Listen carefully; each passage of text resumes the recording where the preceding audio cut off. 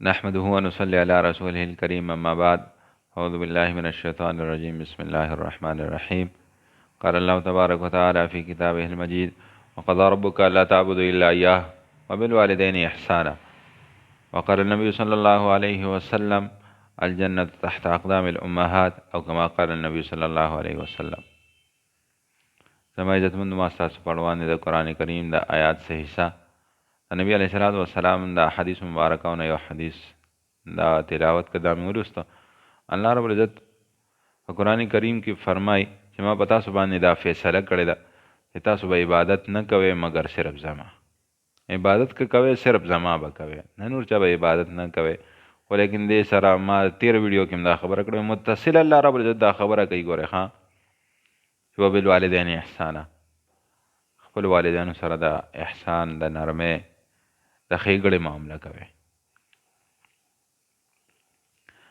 نو دلته زما عزتمندو والدین مور پلار دواړه دي، دواړو سره به د احسان معامله کوو. خو لیکن مور چې کوم دی دا ډېر زیات حد درجې په دغه کې اهمیت لري. ځکه زما خپل سوچ دا دی چې پلار په څه خبره باندې غوسه شي، د بچي نه څپېړه مباسي، بچي ته کارېږي، د کور نه مباسي، خو لیکن مور د هغې برعکس ډېر د نرمۍ معامله کوي. چېرته به ډېر کم به تاسو وګورئ چې یاره مور وهل کوي، زیات نه زیات خفه شي، یاره په دغه د خفګان اظهار وکړي. ډېر زیات د اهمیت دغه چې کوم دی هغې له ورکول پکار دي مور له، چې هغې سره ډېر زیات د احسان معامله وشي. د مالک ابن دینار باره کې راځي، مالک ابن دینار فرمایي چې یو پېره زه د حج په سفر باندې تللی یم، په هغه کال حج کې انتهایي زیاتره شو. زما خیال دا راغی چې یاره الله رب العزت به دونه خلکو حج قبول کړي مې او که نه دومره خلک راغلي دي. دغه کشمکش کې شپه شوه، خوب راغی، وده شم، یو اواز مې اورېده چې مالک ابن دیناره، الله رب العزت د ټولو خلکو حج قبول کړی دی علاوه د یو کس نه چې هغه محمد بن خارون بلخي دی. زه ډېر حیران شوم چې یاره د ټولو خلکو الله رب العزت حج قبول کړی دی او د دغه یو کس نه دی قبول کړی. آخر وجه څه ده؟ زه د هغه په تلاش کې ووتم چې یاره زه دې تلاش کوم دی ووینم چې دا څوک دی او څنګه سړی دی. لاړم د بلخ خلکو ته مې ځان ورسوي، تپوس مې وکړه چې یاره محمد بن خارون بلخي دا به چېرته میلاو شوي. هغې راته وویل چې یاره د دغې غونډۍ د دغې غر شاته ځان دپاره خیمه خښه کړې دی، هغې کې بس عبادت کوي، لګیا یي د ورځې ټوله ورځ روژه او د شپې ټوله شپه چې کوم دی الله رب العزت ته ولاړي. دغه د هغه زندګي ده. زه چې لاړم ومې کتل سړی په مونځ باندې ولاړ دی، الله رب العزت ته ولاړ دی. وی چې کله سلام واړو ما ته یې وکتل، نو یې په ړومني نظر ما ته وایي چې مالک ابن دینار. زه ډېر زیات حیران شم، ما چې یاره د دې سړي فراست او د ده د عبادت وي لکه د عبادت هغه اثار د هغه په مخ باندې ظاهر و، پته یې لګېده چې ډېر عبادت ګزار او ډېر متقي دی. زه حیران شوم چې یاره یو سړی دومره متقي او دومره فراست والا سړی چې هغه په لومړني نظر کې زه وپېژندم او زما نوم یې واخیسته او د هغه حج قبول نه دی. زه حیران شوم، ما پوښتنه وکړه چې یاره ولې؟ وی هغه راته وی دویمه خبره، زما عزتمندو هغه د دویمه خبرې د دې نه سوا حیران کړم. وی ما ته ویل چې دې دپاره راغلی چې زما حج قبول نه دی. وی دغه زه نور هم حیران کړم چې یاره یو سړی دومره فراست او دومره پوهې الله رب العزت ورکړې ده او بیا هم. وی ما پوښتنه وکړه چې واقعه څه شوې ده، چل څه شوی دی؟ وی چې ما وکته د هغه ښی لاس نو، ښی لاس یې کټ و. وی هغه ما ته خپله واقعه بیانول. ما ته وی چې زه غریب وم، مال الله رب العزت مال راکړه.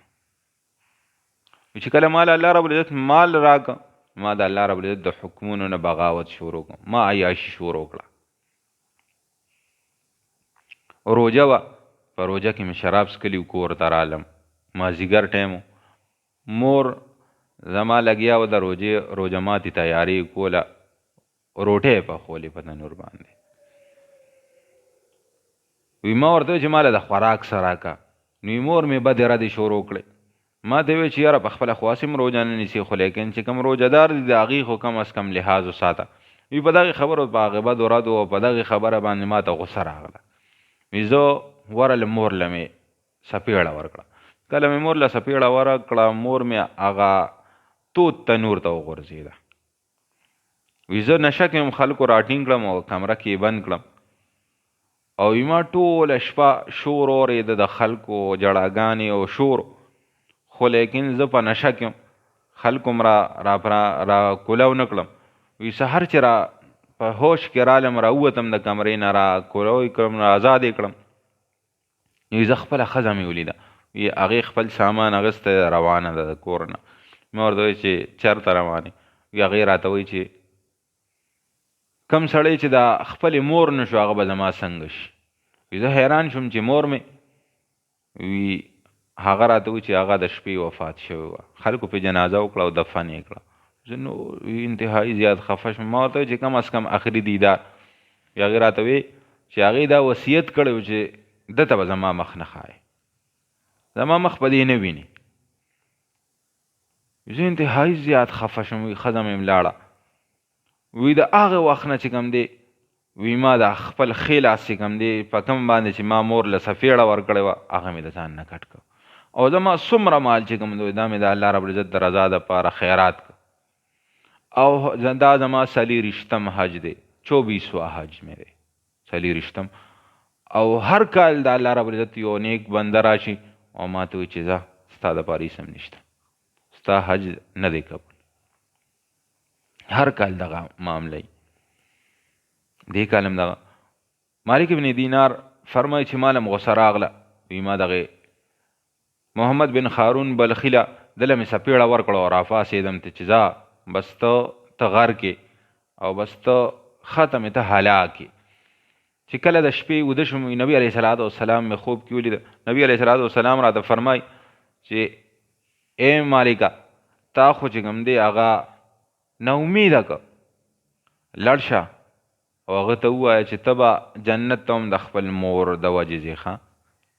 چې کله په تا باندې الله رب العزت د قیامت په ورځ د جهنم فیصله وکړي، د جهنم فیصله در باندې وکړي او فرشتې دې را روان کړي، نو په ړومبني پې را روانوله به وي.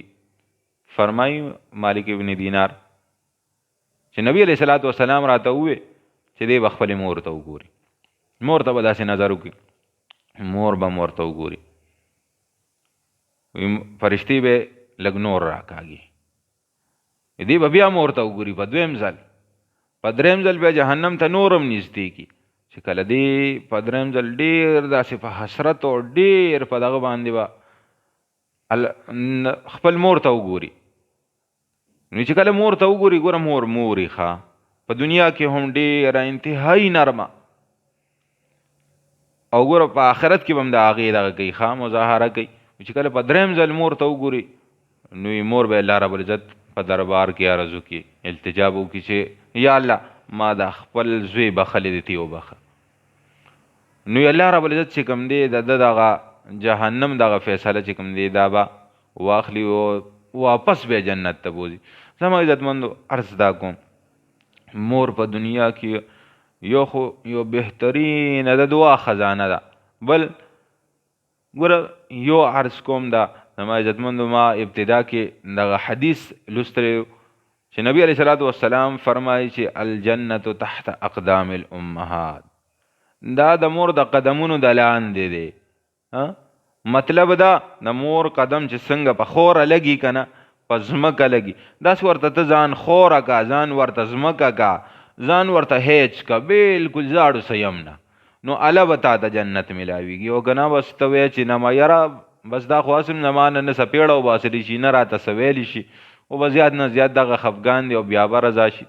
نه زما عزتمندو، ډېر انتهایي ډېر اعلی مقام لري چې دلته هم قدر وکړو، نو انشاءالله دنیا به مو ښایسته آخرت به مو ښایسته. الله رب العزت دې ما او تاسو ته د خپل مور پلار د قدر توفیق را نصیب کړي. واخر دعوانا الحمدلله رب العالمین.